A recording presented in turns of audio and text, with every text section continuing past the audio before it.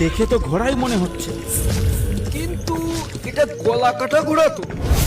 নরেশ দা, আমাদের আগে আগে ওই ঝোপটার মধ্যে দিয়ে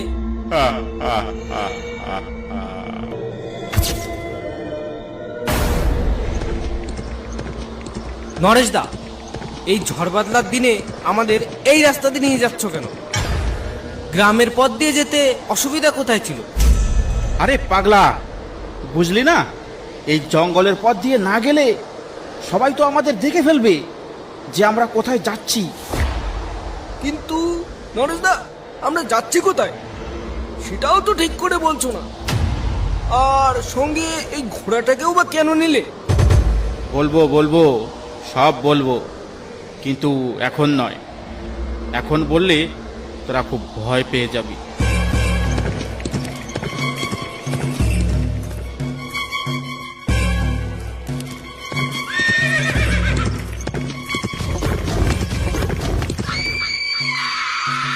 কি হলো রবিন, তুই দাঁড়িয়ে পড়লি যে? দাঁড়াও নরেশ দা, ওই ঝোপের পিছনে কিছু একটা নড়ে উঠলো না? তুমি কি দেখলে? হ্যাঁ রবীন্দা, আমি দেখেছি। কি যেন একটা জন্তুর লেজ গুটিয়ে আমাদের দেখে পালাচ্ছে। সে কি আমাদের দেখে পালাচ্ছে, নাকি তার খানদানকে আমাদের ভক্ষণ করার জন্য ডাকতে যাচ্ছে? নরেশ দা, এই জায়গাটা কিন্তু আমার সুবিধের মনে হচ্ছে না। যত শিগগির পারো এখান থেকে পালিয়ে চলো। আশেপাশে অজানা বিপদ ঘোরাফেরা করছে। আরে দূর, অত ভয় পাচ্ছিস কেন তুই? তুই যে এত ভয় পাস, তা যদি আমি আগে জানতাম তাহলে তোকে আমার সঙ্গে আনতামই না। ভয় পাস না, শুধু ভাবতে থাক আমরা কোটিপতি হয়ে গেছি।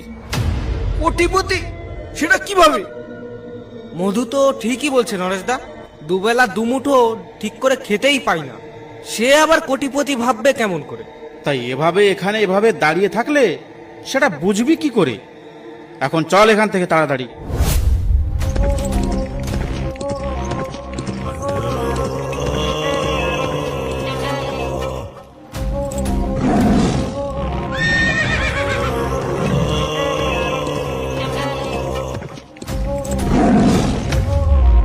নরেশ দা, আশেপাশে কোথাও বাঘ দেখে উঠলো মনে হচ্ছে।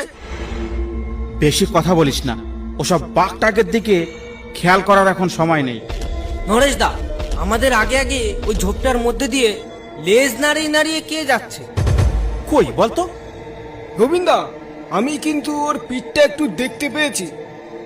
এ নির্ঘাত বাঘ।